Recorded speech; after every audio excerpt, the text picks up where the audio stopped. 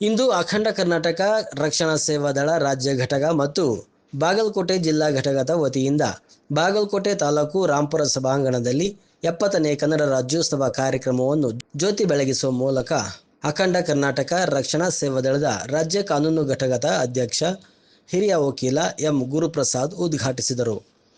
ನಂತರ ಮಾತನಾಡಿ, ಹಲವಾರು ವರ್ಷಗಳಿಂದ ಕನ್ನಡ ನಾಡು ನುಡಿಯ ಬಗ್ಗೆ ಜಾಗೃತಿ ಮೂಡಿಸುವುದು, ಪರಿಸರ ಸಂರಕ್ಷಣೆ, ಜನಸಾಮಾನ್ಯರಿಗೆ ಅವಶ್ಯ ಇರುವ ಕಾನೂನಿನ ಅರಿವು ಮೂಡಿಸುವುದು ನಮ್ಮ ಮುಖ್ಯ ಉದ್ದೇಶವಾಗಿದ್ದು, ವರ್ಷಪೂರ್ತಿ ರಾಜ್ಯೋತ್ಸವ ನಿತ್ಯೋತ್ಸವ ಆಗುವ ರೀತಿ ನಿರಂತರ ಕಾರ್ಯಕ್ರಮಗಳನ್ನು ಆಯೋಜನೆ ಮಾಡುವ ಮುಖಾಂತರ ಜನರಲ್ಲಿ ಜಾಗೃತಿ ಮೂಡಿಸುವುದು ನಮ್ಮ ಉದ್ದೇಶವಾಗಿದೆ ಎಂದರು. ಕರ್ನಾಟಕದ ಇತಿಹಾಸದ ದಾಖಲೆ 2000 ವರ್ಷಕ್ಕೂ ಹೆಚ್ಚಿನದು. ಹಲವು ಮಹಾ ಸಾಮ್ರಾಜ್ಯಗಳು ಹಾಗೂ ರಾಜವಂಶಸ್ಥರು ಕರ್ನಾಟಕವನ್ನು ಆಳಿ ಇಲ್ಲಿಯ ಇತಿಹಾಸ, ಸಂಸ್ಕೃತಿ ಹಾಗೂ ಬೆಳವಣಿಗೆಗೆ ಕಾರಣರಾಗಿದ್ದಾರೆ. ಕರ್ನಾಟಕ ಮೂಲದ ಸಾಮ್ರಾಜ್ಯಗಳ ಪ್ರಭಾವ ಭಾರತದ ಎಲ್ಲ ಭಾಗಗಳಲ್ಲೂ ಕಂಡುಬರುತ್ತದೆ. ಬಂಗಾಳದ ಸೇನಾ ರಾಜವಂಶ ತಮ್ಮನ್ನು ಕರ್ನಾಟಕ ಕ್ಷತ್ರಿಯರುಗಳೆಂದು ಕರೆದುಕೊಳ್ಳುತ್ತಿದ್ದರು. ಮಿಥಿಲಾಯ ಕರ್ನಾಟಕರು ಇಂದಿನ ಬಿಹಾರದ ಮೇಲೆ ರಾಜ್ಯ ಆಳುತ್ತಿದ್ದರು. ಅವರು ಕೂಡ ತಮ್ಮನ್ನು ತಾವು ಕರ್ನಾಟಕ ವಂಶ ಹಾಗೂ ಕರ್ನಾಟಕ ಕ್ಷತ್ರಿಯರೆಂದು ಕರೆದುಕೊಳ್ಳುತ್ತಿದ್ದರು. ಮಧ್ಯ ಭಾರತದ ಚಿಂದಕ ನಾಗರು, ಕಳಿಂಗದ ಗಂಗರು, ಒಡಿಶಾ ಮಾನ್ಯಕೇಟದ ರಾಷ್ಟ್ರಕೂಟರು, ವೆಂಗಿ ಚಾಲುಕ್ಯರು, ದೇವಗಿರಿಯ ಯಾದವ ವಂಶ ಇವರೆಲ್ಲರೂ ಕನ್ನಡ ಮೂಲದವರೇ. ಆದರೂ ಕ್ರಮೇಣ ಪ್ರಾದೇಶ ಭಾಷೆಗಳನ್ನು ಪ್ರೋತ್ಸಾಹಿಸಿದರು. ನಾವು ಇಂದು ಬಾಗಲಕೋಟೆ ತಾಲೂಕು ವಿಶ್ವಗುರು ಬಸವಣ್ಣನವರ ಐಕ್ಯ ಸ್ಥಳ ಕೂಡಲ ಸಂಗಮ ಈ ಕ್ಷೇತ್ರದಲ್ಲಿ ಕಾರ್ಯಕ್ರಮ ಹಮ್ಮಿಕೊಂಡಿರುವುದು ಬಹಳ ಸಂತೋಷವಾದ ವಿಷಯ.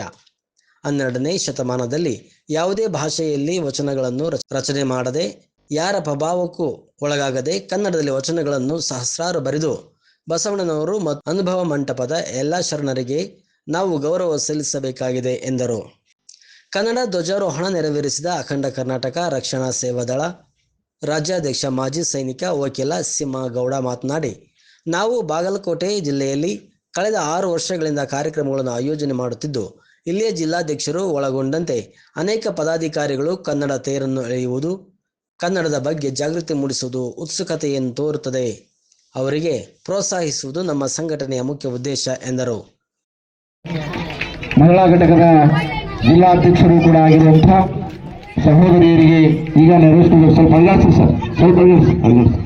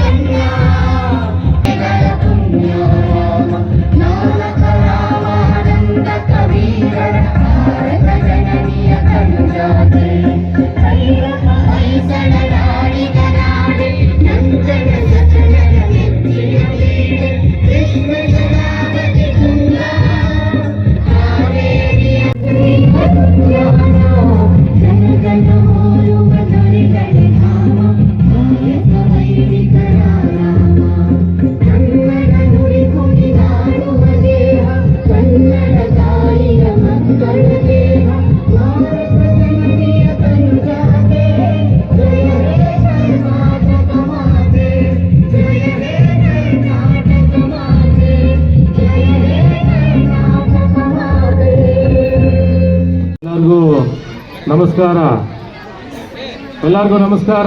ದಯವಿಟ್ಟು ನಮಸ್ಕಾರ ಅಂತ ಹೇಳಿ ಸರ್. ಒಬ್ರು ಊರಿಂದ ಬಂದಿದ್ದಾರೆ ಅಂದ್ರೆ ವಕೀಲರು ಗೌಡರು ಬಂದಾರ ಅಂದ್ರೆ ಹೆಂಗ್ರಿ? ಎಲ್ಲರಿಗೂ ಶರಣು ಶರಣಾರ್ಥಿ, ಶರಣು ಶರಣಾರ್ಥಿ, ಶರಣು ಶರಣಾರ್ಥಿ.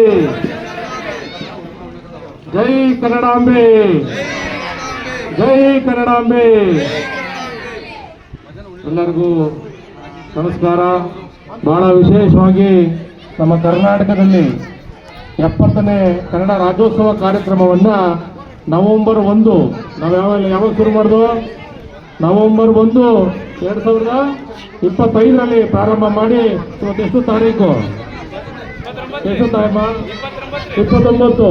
ಕಳೆದ 29 ದಿವಸಗಳಿಂದ ನಮ್ಮ ಅಖಂಡ ಕರ್ನಾಟಕ ರಕ್ಷಣಾ ಸೇವಾದಳ ರಾಜ್ಯಾಧ್ಯಕ್ಷರಾದ ಸಿಂಹಾಶಿವಗೌಡರ ನೇತೃತ್ವದಲ್ಲಿ ಇಡೀ ಕರ್ನಾಟಕ ರಾಜ್ಯಾದ್ಯಂತ ಮಂಡ್ಯ, ಮೈಸೂರು, ರಾಮನಗರ ಹಾಗೆ ನಿಮ್ಮ ಬಾಗಲಕೋಟೆ ಸೇರಿದಾಗೆ ಅನೇಕ ಭಾಗಗಳಲ್ಲಿ ಕಾರ್ಯಕ್ರಮಗಳನ್ನು ಮಾಡೋದ್ರ ಮುಖಾಂತರ ಕನ್ನಡದ ಜಾಗೃತಿಯನ್ನು ಮೂಡಿಸಬೇಕು, ಕನ್ನಡದ ಒಂದು ನೆಲ ಜಲವನ್ನು ನಾವು ಕಾಪಾಡಬೇಕು ಅಂತಕ್ಕಂಥ ಉದ್ದೇಶದಿಂದ ಕರ್ನಾಟಕದಲ್ಲಿ ಈ ಒಂದು ಸಂಘಟನೆಯನ್ನ ಪ್ರಾರಂಭ ಮಾಡಿ ಅನೇಕ ಕಾರ್ಯಕ್ರಮಗಳನ್ನು ಆಯೋಜನೆ ಮಾಡಿದ್ವಿ.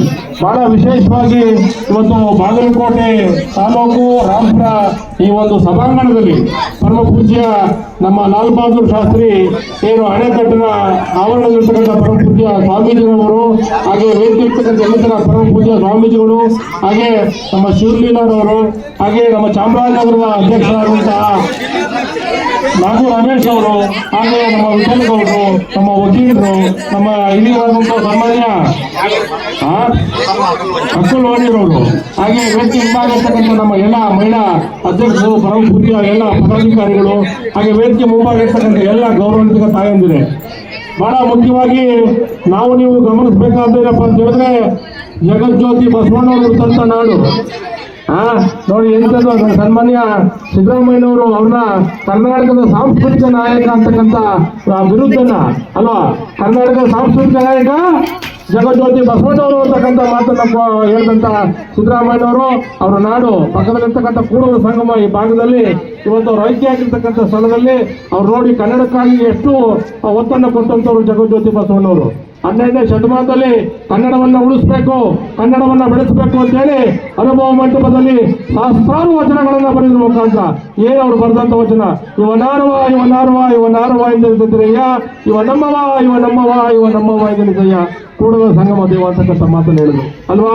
ನಿನ್ನ ಕಾಲೇ ಕಂಬ ದೇಹವೇ ದೇಗುಲ, ಶರವೆಯನ್ನ ಕನಸವಯ್ಯ, ನಿಂತಲ್ಲೇ ಜೀವನವಯ್ಯ ಅಂತಕ್ಕಂಥ ಮಾತನ್ನು ಹೇಳಿದ್ರು. ದೈವೇ ಧರ್ಮದ ಮೂಲವಯ್ಯ ಅಂತಕ್ಕಂಥ ಮಾತಾಡಿದ್ರು. ಧರ್ಮದ ಮೂಲ ಯಾವುದು?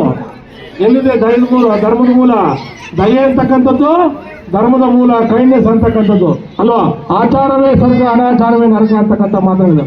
ಅಯ್ಯ ಎಂದರೆ ಸ್ವರ್ಗ, ಎಲ್ಲವೋ ಎಂದರೆ ನರಕ ಅಂತಕ್ಕಂಥ ಮಾತನ್ನು ಹೇಳಿದ್ರು ಅಲ್ವಾ. ನಾವು ಯಾರು ಮಾತಾಡಿಸ್ಬೇಕಾದ್ರೆ ಹೋಗಿ ಬನ್ನಿ ಶರಣು ಶರಣಾರ್ಥಿ ಅಂತಕ್ಕಂಥ ಮಾತನ್ನು ಹೇಳ್ತೀವಿ. ಇವತ್ತು ನಮ್ಮ ಜಿಲ್ಲಾಧ್ಯಕ್ಷರು ವಿಠಲ್ ಅವರು ನಿಮ್ಮನ್ನೆಲ್ಲ ಆಹ್ವಾನವನ್ನ ಮಾಡಿ ಬಹಳ ಪ್ರೀತಿಯಿಂದ ನಮ್ಮ ನಿರೂಪಣೆ ಮಾಡ್ತಕ್ಕಂಥ ಶಿಕ್ಷಕರಾಗಿರ್ಬೋದು ತಮ್ಮೆಲ್ಲರನ್ನು ಬಹಳ ಪ್ರೀತಿಯಿಂದ ಬನ್ನಿ ಕನ್ನಡದ ತೇರನ್ನ ಎಳೆಯೋಣ, ಕನ್ನಡವನ್ನ ಉಳಿಸೋಣ. 12ನೇ ಶತಮಾನದಲ್ಲಿ ಬಸವಣ್ಣವರು ಸಹಸ್ರಾರು ವಚನವನ್ನ ಬರೆದ್ರು. ಆ 31 ದಿವಸನೂ ಕೊಂಟಿ ಮಂಚೆ ಅಂತಕ್ಕಂಥವ್ರು ಅಂತ ಹುಡುಗ ಕೊಟ್ಟೋದ ನೋಡಿ ಅಂತ ದುರಂತ ಅಂತಕ್ಕಂಥದ್ದು. ಜಗತ್ತಲ್ಲಿ ಮಾನ ಹೋಯ್ತು ಅಂತ ಬಂದಿದ್ದೀರಿ. ನೀವು ಶರಣಾರ್ಥಿ ಅಂದ್ರೆ ಅಲ್ಲೇ ಮಾನ ಬರೋದಲ್ಲ, ಯಾಕೆ ತೀರ್ಪಲ್ಲಿ ಯಾಕೆ ಈ ಮಾತನ್ನು ಹೇಳ್ತೀವಿ ಅಂತ ಹೇಳಿದ್ರೆ ನಾವು ಪೂರ್ವದಲ್ಲಿ ಅವ್ರು ಹಾಕಿರ್ತಕ್ಕಂಥ ಬೀಜ ಇವತ್ತಿಗೂ ಅದು ಜಾರಿಯಲ್ಲಿದೆ ಅಂತಕ್ಕಂಥದ್ದು, ಪ್ರಸ್ತುತ ಅಂತಕ್ಕಂಥದ್ದು. ಹಂಗಾಗಿ ನಮ್ಮ ಎಲ್ಲರ ಮನೆಗಳಲ್ಲಿ ಕನ್ನಡವನ್ನು ಉಳಿಸ್ಬೇಕಾದ್ರೆ ಪ್ರತಿಯೊಬ್ಬರು ಕನ್ನಡದ ವಚನಗಳನ್ನ ಸವಿಸ್ತಾರವಾಗಿ ಮನೆಗಳಲ್ಲಿ ಮಕ್ಕಳು ಇವತ್ತು ದಿವಸ ದುಶ್ಚಟಕ್ಕೆ ಬಲಿಯಾಗಬಾರ್ದು, ಮೊಬೈಲ್ನ ಕಮ್ಮಿ ಮಾಡಬೇಕು, ಈ ಸಮಾಜವನ್ನ ಕಟ್ಟಬೇಕು, ಅಕ್ಕ ಮಹಾದೇವರ ರೀತಿ ಹೋರಾಟವನ್ನ ಮಾಡಬೇಕು ಅಂತ ಹೇಳಿದ್ರೆ ತಾವೆಲ್ಲ ಮನೆಗಳಲ್ಲಿ ಕನ್ನಡದ ವಚನಗಳನ್ನ ಕಲಿಬೇಕು. ಏನ್ ಕಲಿಬೇಕು ತಾಯಮ್ಮ? ಕನ್ನಡದ ವಚನಗಳನ್ನು ಕಲಿಬೇಕು. ಆ ಪುಸ್ತಕವನ್ನ ಓದಿದ್ರೆ ನಾವು ತಲೆ ಎತ್ತಬಹುದು ಎಲ್ಲ ಅಲ್ವಾ, ಅಂತ ಕೆಲಸವನ್ನ ಮಾಡಬೇಕಾಗ್ತದೆ. ಹಾಗಾಗಿ ಪುಸ್ತಕದಲ್ಲಿರ್ತಕ್ಕಂಥ ವಿಷಯವನ್ನ ನಮ್ಮ ಮಸ್ತಕಕ್ಕೆ ಹಾಕೊಂಡ್ರೆ ನಮ್ಮ ಮಸ್ತಕವೇ ಒಂದು ಪುಸ್ತಕ ಆಗ್ತದೆ. ಇಲ್ಲಾಂದ್ರೆ ಪುಸ್ತಕ ಮಾಸ್ಟರ್ ಗೋಡೆ ಮೇಲೆ ಇದ್ದಂಗೆ ಪುಸ್ತಕ ಟೇಬಲ್ ಮೇಲೆ ಉಳ್ಕೊಂಡ್ಬಿಡ್ತದೆ. ಆ ಮಾಸ್ಟರ್ ಚೆನ್ನಾಗಿ ನಿರೂಪಣೆ ಮಾಡ್ತಾವ್ರು. ಯಾಕೆ ಹೇಳ್ತೀನಿ ಅಂತ ಹೇಳಿದ್ರೆ ಪುಸ್ತಕ ಉಳ್ಕೋಬಾರ್ದು, ನಮ್ಮ ಮಸ್ತಕಕ್ಕೆ ಹೋಗ್ಬೇಕು. ಮಸ್ತಕಕ್ಕೆ ಹೋಗ್ಬೇಕಾದ್ರೆ ನಾವು ಚೆನ್ನಾಗಿ ಪಠಣವನ್ನ ಮಾಡಬೇಕು. ಹಾಗಾಗಿ ಕನ್ನಡ ಅಂತಕ್ಕಂಥದ್ದು 1-2 ದಿವಸದಲ್ಲಿ ಆಗುವಂಥ ಕಾರ್ಯಕ್ರಮ ಅಲ್ಲ. ರಾಮಪುರದಲ್ಲಿ ಹಲವಾರು ವರ್ಷಗಳಿಂದ ತಾವೆಲ್ಲ ಬೆಂಬಲದಿಂದ ಒಳ್ಳೊಳ್ಳೆ ಕಾರ್ಯಕ್ರಮಗಳನ್ನು ಮಾಡ್ತಾ ಇದ್ದೀವಿ. ಮುಂದಿನ ದಿವಸಗಳಲ್ಲೇ ಸನ್ಮಾನ್ಯ ಅಟ್ಟಿ ಸಾಹೇಬ್ರೆ, ಮುಂದಿನ ದಿವಸಗಳಲ್ಲಿ ಸಸಿ ನೆಡುವಂಥ ಕಾರ್ಯಕ್ರಮ ಅಲ್ವಾ, ಕಾನೂನು ಅರಿವು ಕಾರ್ಯಕ್ರಮ, ಜನರಲ್ಲಿ ಜಾಗೃತಿ ಮೂಡಿಸ್ತಕ್ಕಂಥದ್ದು, ಮಹಿಳೆಯರಿಗೆ ಏನಾದ್ರು ಅನ್ಯಾಯ ಇದ್ರೆ ಅದನ್ನು ಹೋರಾಟ ಮಾಡ್ತಕ್ಕಂಥದ್ದು ಅಲ್ವಾ, ನಮ್ಮ ಹಕ್ಕನ್ನ ಕೇಳುವಂಥದ್ದು, ನಮ್ಮ ಸ್ವಾತಂತ್ರ್ಯವನ್ನು ಯಾರು ಕಸಿದುಕೊಂಡ್ರೆ ಅದು ಹೋರಾಟ ಮಾಡ್ತಕ್ಕಂಥ ಕೆಲಸವನ್ನ ನಾವೆಲ್ಲ ಮಾಡಬೇಕಾಗ್ತದೆ ಅಲ್ವಾ. ಆ ನಿಟ್ಟಿನಲ್ಲಿ ಅಖಂಡ ಕರ್ನಾಟಕ ರಕ್ಷಣಾ ಸೇವಾದಳ ಸಂಘಟನೆಗೆ ನಾವೆಲ್ಲ ಬೆಂಬಲವಾಗಿ ಇವತ್ತು ಸಾಕಷ್ಟು ಕಡೆ ಭ್ರಷ್ಟಾಚಾರ ಹೆಚ್ಚಾಗಿದೆ, ಅನೇಕ ಇಲಾಖೆಗಳಲ್ಲಿ ಭ್ರಷ್ಟಾಚಾರ ಅಂತಕ್ಕಂಥದ್ದಾಗಿದೆ, ಅಧಿಕಾರಿಗಳಲ್ಲಿ ಸೇವಾ ಮನೋಭಾವನೆ ಇಲ್ಲ, ಬಹಳ ತಾತ್ಪರ್ಯ ಕಂಡು ಬರ್ತಾ ಇದೆ. ಇಂಥ ಸಂದರ್ಭದಲ್ಲಿ ನಾವು ಯಾವುದೇ ಇಲಾಖೆಗಳಾಗಿರ್ಬೋದು, ಪೊಲೀಸ್ ಇಲಾಖೆ ಆಗಿರ್ಬೋದು, ಮತ್ತೊಂದು ಇಲಾಖೆ ಆಗಿರ್ಬೋದು, ಎಲ್ಲಿ ನಮಗೆ ವ್ಯತ್ಯಾಸಗಳು ಕಂಡು ಬರ್ತದೆ, ಸಾಮಾಜಿಕ ಸಮಾನತೆ ಸಿಗುವುದಿಲ್ಲ, ಎಲ್ಲ ಕಡೆ ನಾವು ಕಾನೂನಾತ್ಮಕವಾಗಿ ಹೋರಾಟ ಮಾಡ್ತಕ್ಕಂಥದ್ದು, ಪ್ರಶ್ನೆ ಕೇಳ್ತಕ್ಕಂಥದ್ದು, ಅವರು ಸಹ ಮುಖ್ಯ ವಾಹಿನಿಗೆ ತರುವಂಥ ಕೆಲಸ ನಮ್ಮ ಅಖಂಡ ಕರ್ನಾಟಕ ರಕ್ಷಣಾ ಸೇವಾ ದಳದಲ್ಲಿ ಆಗಬೇಕಾಗಿದೆ. ಆ ನಿಟ್ಟಿನಲ್ಲಿ ನಾವು ನೀವೆಲ್ಲ ಕೈ ಜೋಡಿಸಿ ಈ ಕನ್ನಡದ ತೇರನ್ನು ಎಳೆಯೋಣ. ಈ ಕನ್ನಡ ರಾಜ್ಯೋತ್ಸವ ಬರೀ ನವೆಂಬರ್ ಅಲ್ಲ, ಕನ್ನಡ ರಾಜ್ಯೋತ್ಸವ ನಿತ್ಯೋತ್ಸವ ಆಗಬೇಕು. ನಿರಂತರವಾಗಿ ನಾವು ಕಾರ್ಯಕ್ರಮಗಳನ್ನ ಮಾಡೋಣ ಅಂತಕ್ಕಂಥ ಮಾತನ್ನು ಹೇಳ್ತಾ ಸನ್ಮಾನ್ಯ ಅಧ್ಯಕ್ಷರು ಹನುಮಂತ ಹಟ್ಟಿರವರು, ಹಾಗೆ ನಮ್ಮ ವಿಠಲಗೌಡರು, ಅವರೆಲ್ಲ ಪದಾಧಿಕಾರಿಗಳು, ನಮ್ಮ ಮಹಿಳಾ ಪದಾಧಿಕಾರಿಗಳು ಬಹಳ ವಿಶೇಷವಾಗಿ ಕಾರ್ಯಕ್ರಮವನ್ನು ಆಯೋಜನೆ ಮಾಡಿದರೆ ಭಗವಂತ ತಮ್ಮೆಲ್ಲರಿಗೂ ಆಯುಸ್ಸು, ಆರೋಗ್ಯ, ಇನ್ನು ಆತ್ಮಸ್ಥೈರ್ಯವನ್ನು ಹೆಚ್ಚು ಹೆಚ್ಚು ಕೊಡಲಿ ಅಂತಕ್ಕಂಥ ಮಾತನ್ನು ಹೇಳ್ತಾ ನನ್ನ ಮಾತನ್ನು ಮುಗಿಸ್ತಾ ಇದ್ದೀನಿ. ಜೈ ಹಿಂದ್, ಜೈ ಕರ್ನಾಟಕ ಮಾತೆ, ಜೈ ರಾಂಪುರ.